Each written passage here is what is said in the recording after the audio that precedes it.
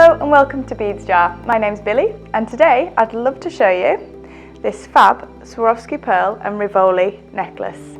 It's part of our Easter edition. I think you'll agree it's going to look rather fab as a Easter Sunday present. That would be really rather wonderful.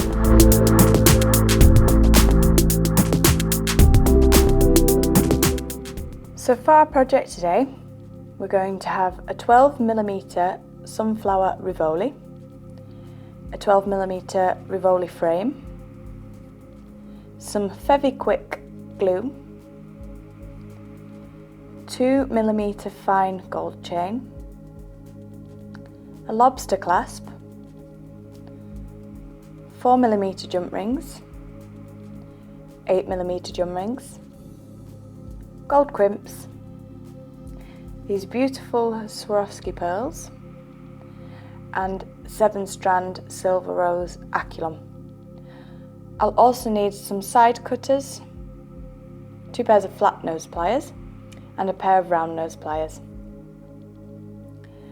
I'm going to start with the flat nose pliers, and I'm going to make my pendant piece for the centre. Hold the jump ring on the side with the split facing upwards. You then want to open it by pulling one side towards you and pushing one away. This is going to hook onto my Rivoli frame. It's a bit tight, but that has gone through. Just close your jump ring back together. Make sure there's no gaps or splits. Okay. Take another 4mm jump ring and do the same.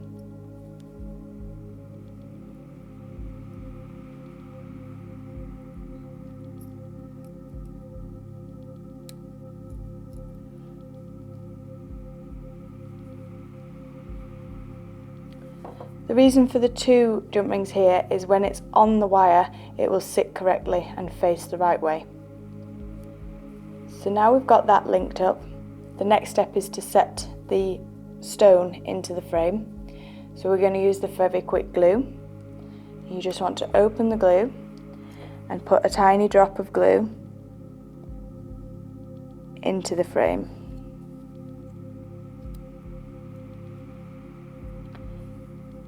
Very gently, just let the stone drop in and just push it down ever so slightly to position the stone. Set that to one side and we'll start with the next steps for our necklace. So you want to use your Beadalon, and we're going to cut a 30cm length with this.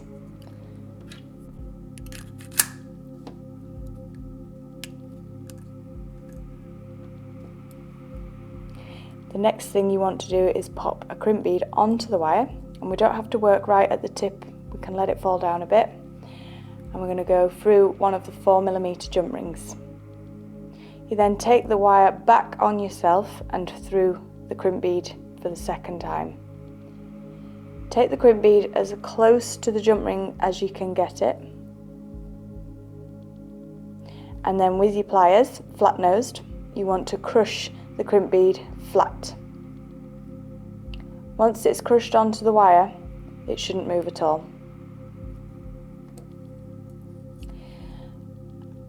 I would usually recommend leaving a tail, but I'm going to cut this one down a bit so it'll hide inside the pearl, as the bead holes are a little more narrow. So I've just left a tiny tail end here, and that's going to fit inside one of the pearls.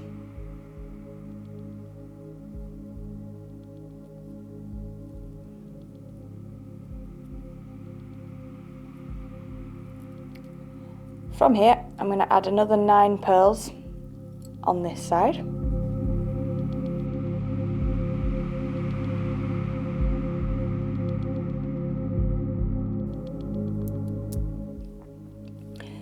So I should now have 10 in total, so I've got 5 and 10. I then want to add these jump rings. So they're just going to sit in between the pearls from this moment on.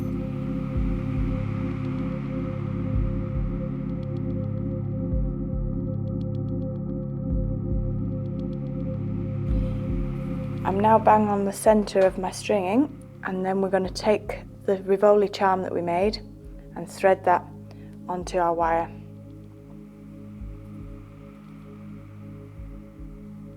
And that's going to be our beautiful centerpiece.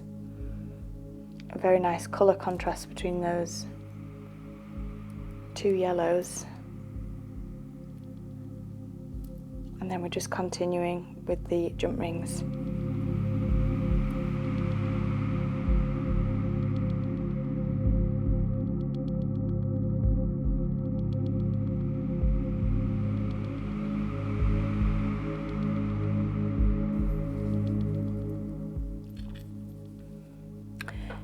So that's our centre for this necklace, and to finish that end I'm just going to pop the crimp bead onto the wire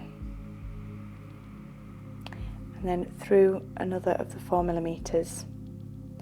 Take that back, and if you can, through the crimp and the pearl bead. This can be a bit tight because the holes are very narrow in these, so that's just popped out there. And then we're going to bring this loop of wire down.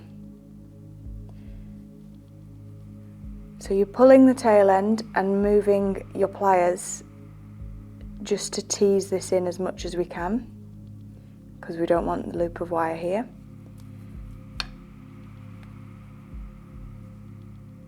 So you notice my crimp's nice and close to the jump ring now, and that tail end needs to come off. So don't crush your crimp bead at this moment.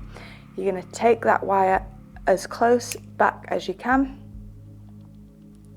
and then that'll just pull into the pearl a bit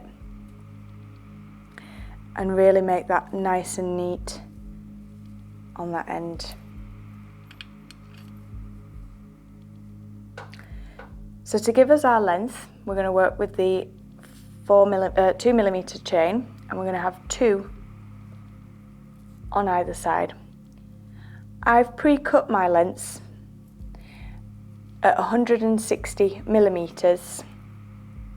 So the best method for cutting the chain is to measure 1 to the length that you need, and then I find it very nice and easy if you use a head pin so that you can get your next lengths exactly the same. So you just use your head pin like so, and then you can make sure that when you're cutting your lengths they're exact and even. So like I say, we've got 2 on each side of the necklace. This is a little fiddly as the chain is very fine, but we're just going to open the 4mm jump ring that's on the side of our necklace. So we're just going to open that up with our pliers, and then you're going to attach the chain.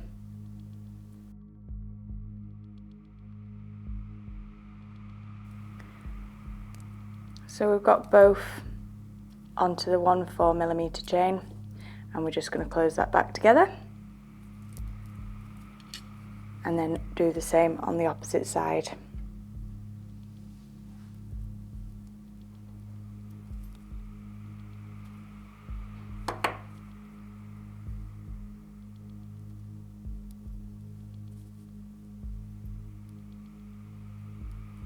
So that's both again on this side, and close the jump ring together. I now want to finish with my lobster clasp to bring that all finished. So I'm going to take my jump ring, and you just want to check that they are parallel, the chains are not twisted, before you add your jump ring on this side.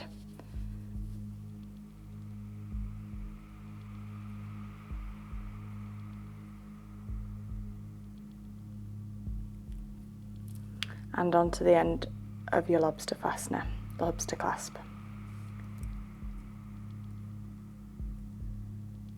That's one side complete, and then the chain on this side. You can take that off the clasp if you want to make it easier.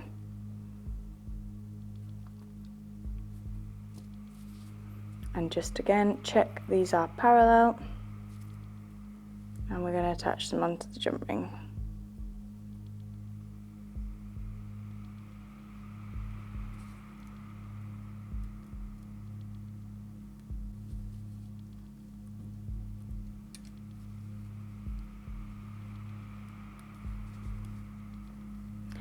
And that is that beautiful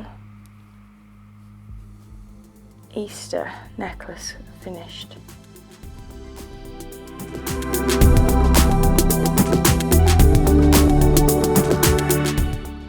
So thank you for watching, and we hope to see you again next time. Please subscribe to our YouTube channel to see more exciting jewellery projects that we have available for you. Bye!